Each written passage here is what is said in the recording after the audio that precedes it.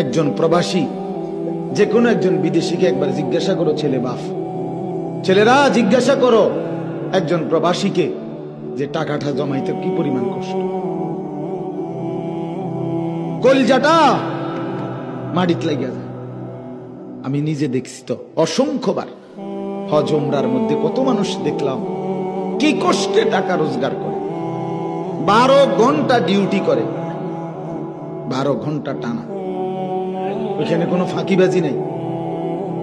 12 ঘন্টা ডিউটির পরে হোটেলের নিচে, বিল্ডিং এর নিচে, আন্ডারগ্রাউন্ডে একটা রুমে 12 জন 14 জন একটা সাদ্দুর বিছাইয়া মাটিত শুয়ে, নিজেরা রাইন্দা খায়, নিজের জামা কাপড় নিজেরা ধোয়, একটা ট্যাবলেট। এক ছেলে একদিন আমারে কইতেছে, হুজুর আজ 11 বছর বিদেশ, একটা ট্যাবলেট জীবনে কেউ কোনোদিন নাই, খুললা দিন, সব নিজেরটা নিজে করতে হয় হুজুর। কত সময় জ্বরে, মাথা ব্যথা, এই পাশ ওপাশ কাতরাই সারা রাত, বিবি নাই, সন্তান নাই, বাবা নাই, মা নাই, কেউ যে একটু আদর করে হাত বুলায় দিব,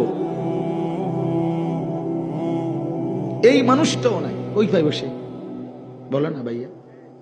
এরপরে এক ছেলে আমার একদিন কইতেছে, হুজুর আমি কোনোদিন যদি কেউ একটা মুরগি এমনি দেয়, কেউ যদি একটা বার্গার দেয়, কিছু একটা দিলে খাইয়া রাত্রের আর রান্দি না, এই পানি কদ্দুর খাইয়া শুইয়া লাই, যে কি শরীরের ক্লান্তি, এই কষ্ট করে বাপ এই জমানো টাকাগুলো দেশে পাঠায়, সেই টাকা তুমি 2 আঙ্গুল দিয়া মোবাইল টিপা শেষ করে লেলে।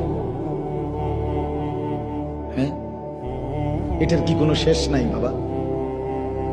তামাশা মনে করছেন? আহা, তামাশা, এইভাবে বুঝি জীবন চলবে বাবা?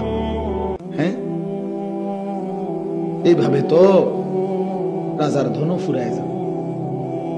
এই 2 আঙ্গুলে মোবাইল টিপলে সারা দিন সারা রাত এত নাচ গান ছবি অকাতরে এভাবে বানের পানির মতো যদি আমরা টাকা শেষ করে ফেলি, এগুলো টাকা খরচ হয় না? কথা বলেন না কেন? তো এই যে 2 আঙ্গুলে মোবাইল টিপতেছ, টাকা যায় কিনা? টাকাটা হোক তোমার বাবার, হোক তোমার ভাইয়ের, কিন্তু খোদার কসম প্রত্যেকটা টাকার পিছনে ঘাম আছে, কষ্ট করে রোজগারের টাকা। এটা কোনো মাটির থেকে বাইরেছে না টাকা। আজকে ফিলিস্তিনের মুসলমান জীবনে, তাদের 7 বছরের বাচ্চা জীবনে কি ভাবছে এই পরিণতি দেখতে হবে? 12 বছরের